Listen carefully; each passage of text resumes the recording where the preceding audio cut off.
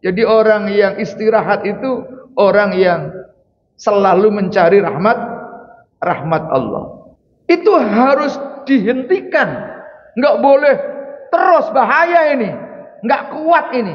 Tenaganya, pikirannya harus dihentikan. Tapi menghentikannya dengan kegiatan yang lain. Apa? Bapak sholat ini loh. Jadi sholat itu istirahat yang terbaik. Sama dengan kita ke puncak tadi. Kenapa nggak capek? Ada sesuatu yang salah. Nah, orang sholat taraweh tambah capek. Ada sesuatu yang salah. Orang ibadah kok tambah capek, itu ada sesuatu yang salah. Padahal ruhiyah kita, spiritualitas kita ini semakin diberikan makanan spiritual, itu semakin nafsu, Pak.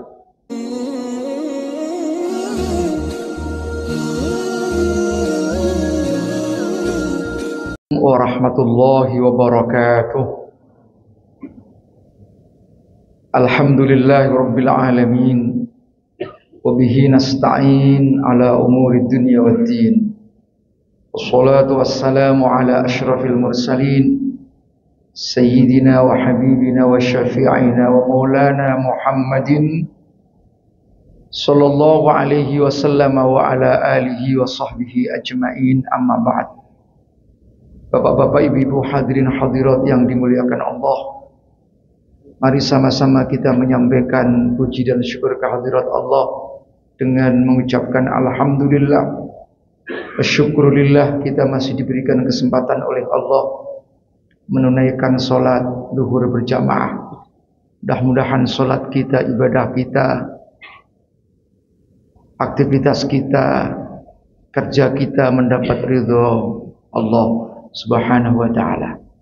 Bapak-bapak, ibu-ibu yang dimuliakan Allah, kultum hari ini kita akan membahas tentang istirahat spiritual. Apa itu istirahat spiritual? Saya akan memulai dari kata istirahat. Kata istirahat itu adalah kata serapan. Kata serapan itu artinya kata yang berasal dari bahasa asing yang kemudian dijadikan menjadi bahasa Indonesia. Nah, istirahat itu berasal dari bahasa Arab. Dari kalimat istaroha yastarihu istirahatan, sepadan dengan kata istaghfaro yastaghfiru istighfaron. Kalau menurut bahasa santri, kalimat yang mengikuti wazan istaf'ala yastaf'ilu istif'alan, istaghfaro yastaghfiru istighfaron, itu mempunyai faedah litolab. Apa itu litolab? Meminta atau memohon atau mencari. Ghafaro yaghfiru hufronan. Hufronan itu artinya ampunan. Lalu kesisipan beberapa huruf menjadi istighfar. Jadi istighfar itu berasal dari kata hufron. Ghafaro yaghfiru hufronan, istaghfaro yastaghfiru istighfaron. Maknanya apa? Tolabul hufron, meminta ampun. Jadi kalau hufronan itu ampunan, istighfar menjadi meminta ampun. Nah, bagaimana dengan istaroha yastarihu istirahatan?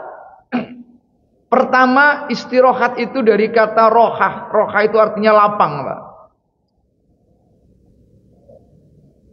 Orang yang istirahat artinya orang yang mencari kembali ke lapangan. Karena kerja ini bapak-bapak dari pagi sampai jam 12 terkuras pikirannya, tenaganya, maka butuh istirahat. Artinya mencari supaya kita ini lapang kembali.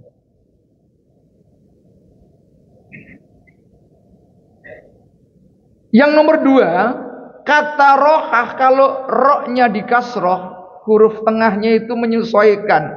Yang tadinya alif menjadi ya, maka dibaca rihun. Rihun itu angin, Pak. Rihun angin. Kalau begitu orang yang istirahat itu orang yang nyari angin, Pak. Jadi kita nyari seger-seger sore-sore jalan-jalan itu nyari angin supaya seger kembali. Maka ini yang muter-muter itu bahasa Arabnya mirwahah.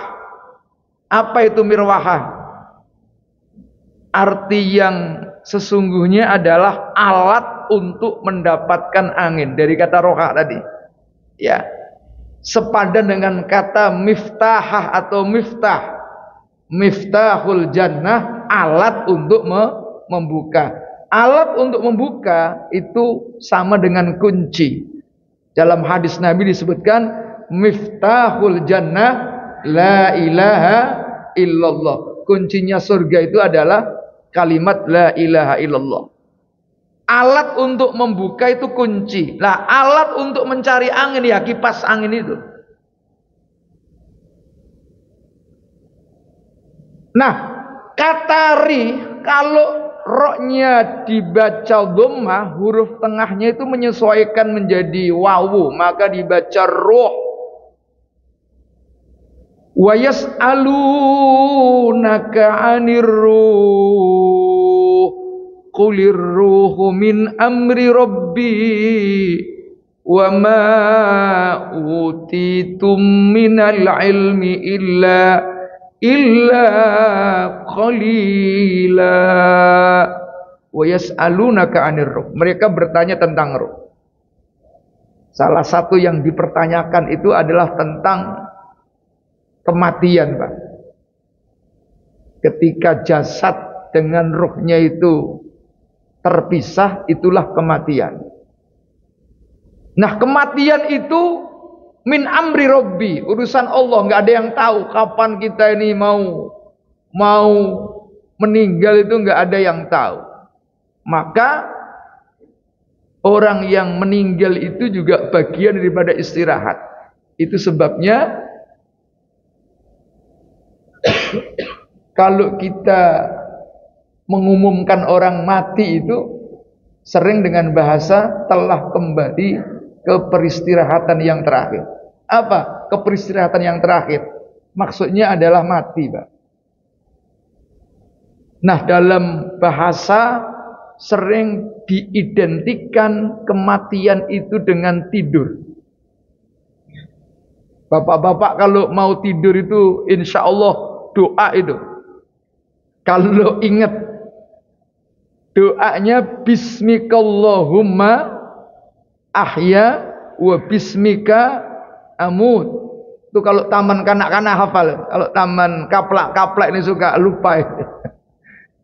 Apa maknanya? Bismikallahumma, ya Allah, dengan menyebut namamu. Ahya, saya ini bisa hidup. Wa bismika, dengan menyebut namamu pula. Amutu, saya ini siap-siap mati, Pak. Coba. Jadi bapak-bapak semalaman mau tidur itu doanya siap-siap mati. Padahal mau tidur itu. Bahkan setelah bangun pun baca doa lagi. Alhamdulillahilladzi ahyana ba'dama amatana wa ilaihin nusyur. Alhamdulillah, matur nuwun, terima kasih ya Allah. Alladzi ahyana, yang telah menghidupkan kami, ba'dama amatana, setelah mematikan kami. Jadi bapak-bapak sudah mati selama 5 jam, hidup lagi. Makanya doanya, terima kasih yang telah menghidupkan kami setelah kami itu mati. Jadi tidur itu paling tidak ya dekat dengan kematian tadi. Nah, yang dekat dengan tidur itu ngantuk, Pak. Kalau pengajian ini kok ngantuk terus, berarti siap-siap tidur, jangan siap-siap mati. Nah, sekarang dibaca tengah. Tengah itu dibaca rauh. Dalam Al-Quran itu disebutkan wala tai'asu mir rauhillah. Wala tai'asu, jangan kalian putus asa mir rauhillah. Tidak dibaca ri, tidak dibaca roha, tidak dibaca roh, tadi dibaca rauh. Apa maknanya? Dalam tafsir rauh itu maknanya mir rahmatillah, rahmat Allah. Jadi orang yang istirahat itu orang yang selalu mencari rahmat Allah. Dan kematian itu juga bagian daripada rahmat Allah. Itu sebabnya juga sering diumumkan telah meninggal dunia itu sama dengan telah pulang ke rahmatullah. Jadi mati itu bagian rahmat Allah. Apa maksudnya? Bagian dari kasih sayang Allah. Cuma kalau ditanya Bapak minta duluan apa belakangan rahmat yang ini? Jawabnya bisa belakangan. Padahal ini rahmat Allah ya Pak ya. Apakah kematian itu rahmat Allah hanya untuk orang yang baik-baik atau orang yang jelek-jelek? Orang baik-baik tentu itu rahmat Allah. Bagaimana kalau orang yang jelek? Orang yang jelek asal itu muslim, itu juga bagian daripada kasih sayang Allah. Loh mengapa? Andaikan nggak mati malah nggak karu-karuan itu Pak. Kalau ada orang brengsek, bajingan, tapi Islam, kok mati? Itu Allah sayang itu. Kenapa sayang? Kalau hidup lama, dosanya semakin menumpuk. Maka di stop biar mati. Nah, itu adalah cara Allah memberikan kasih sayang kepada hambanya. Jangan supaya numpuk-numpuk dosa.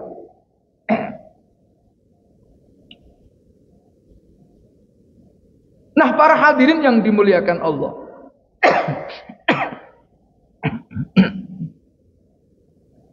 Istirahat yang terbaik, saya sebut dengan istilah istirahat spiritual itu maksudnya istirahat yang terbaik itu tidak hanya meninggalkan dari sebuah aktivitas. Ini kan Bapak berhenti dari aktivitas gitu, istirahat. Tapi istirahat yang sesungguhnya itu yang terbaik adalah meninggalkan dari sebuah aktivitas yang orientasinya keduniaan menuju melakukan aktivitas yang orientasinya ke akhiratan. Jadi bapak-bapak itu pasti harus begitu. Dari jam 8 itu kan kerja itu. Walaupun bisa saja kerja itu diniati ibadah. Tapi secara umum kerja kan urusan nyari maisha ini Pak. Iya kan?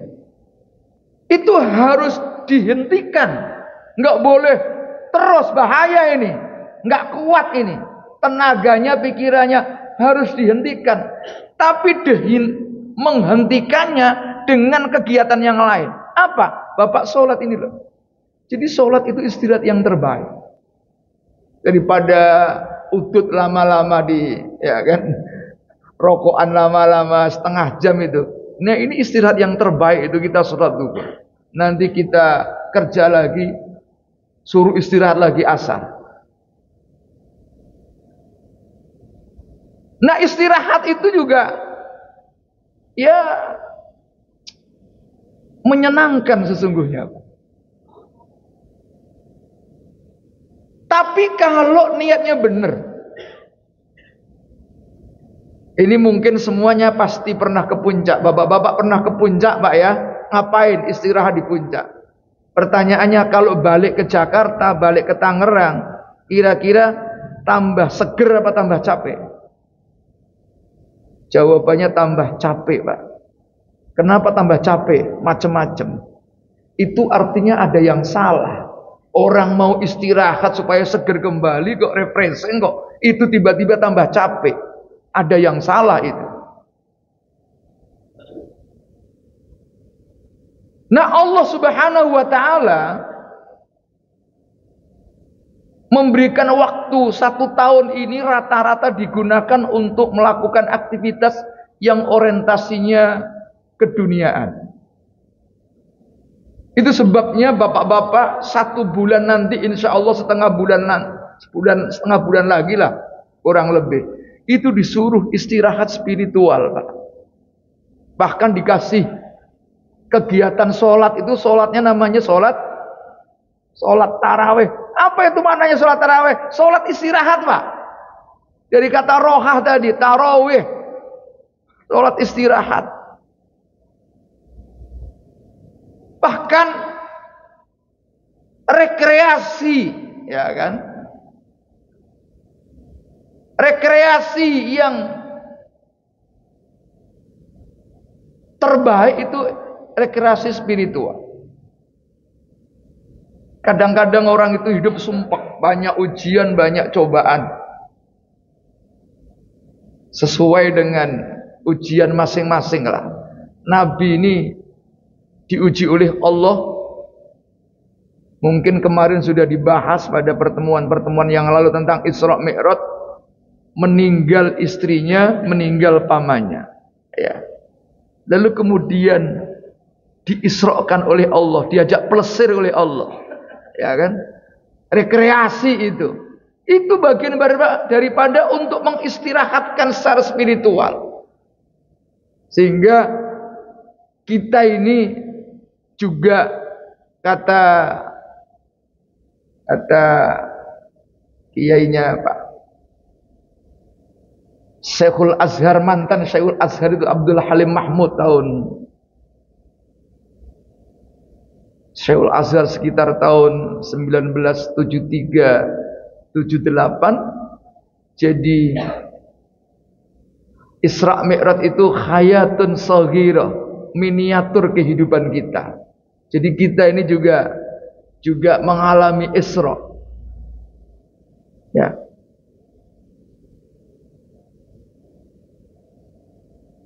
Nah, oleh karena itu para hadirin yang dimuliakan Allah, jangan sampai pikiran kita, tenaga kita itu hanya semata-mata berorientasi kepada dunia, tapi dalam hal tertentu kita khususkan, kita berbuat yang orientasinya keakhiratan secara khusus. Mungkin ada yang umroh, ada yang haji, ada yang keliling ke negara, tetapi untuk tafakur, ya, orientasinya adalah urusan akhirat. Ya.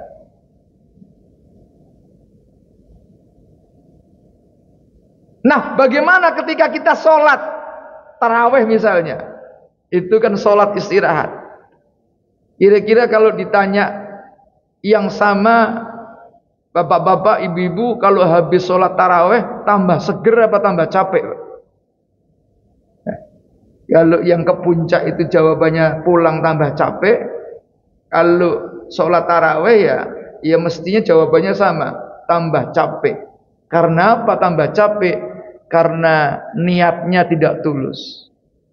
Sama dengan kita ke puncak tadi, kenapa enggak capek? Ada sesuatu yang salah. Nah, orang sholat taraweh tambah capek, ada sesuatu yang salah. Orang ibadah kok tambah capek, itu ada sesuatu yang salah.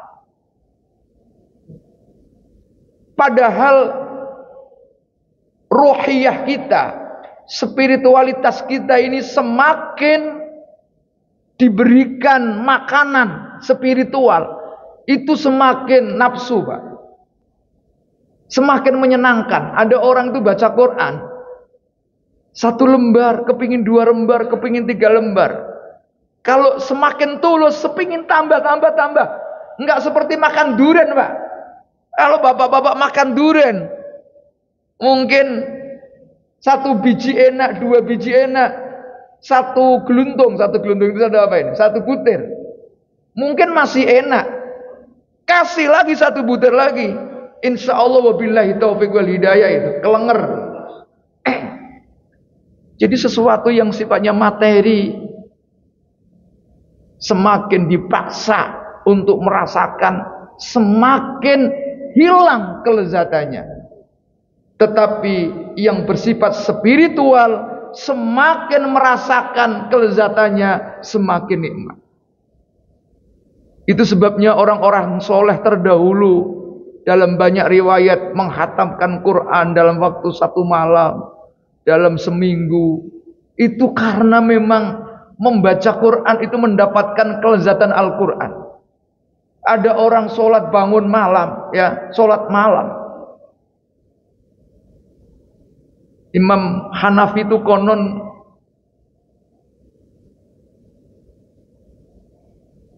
sholat isya dengan sholat subuh itu satu wudhuan, Pak. Satu wudhu. Itu artinya apa? Saking lezatnya digunakan untuk sholat kan? Digunakan untuk ibadah. Ulama-ulama terdahulu itu bangun malam.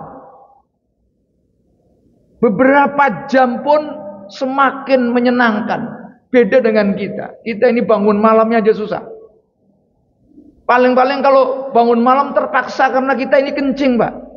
Ya baru bangun malam. Sholat itu 2 rakaat sudah selesai. Berat rasanya. Nah, mudah-mudahan kita masuk bulan Ramadan ini minta kepada Allah diberikan kekuatan lahir dan batin sehingga bisa merasakan lezatnya beribadah. Nah, lezatnya beribadah itu yang saya maksudkan adalah istirahat spiritual, tidak hanya sekedar berhenti melakukan aktivitas, tapi berhenti dari aktivitas yang orientasinya keduniaan menuju aktivitas yang orientasinya keakhiratan. Terima kasih. Rabbana atina fid dunya hasanah wa fil akhirati hasanah wa qina adzabannar. Walhamdulillahirabbil alamin. Billahi taufiq wal hidayah. Assalamualaikum warahmatullahi wabarakatuh.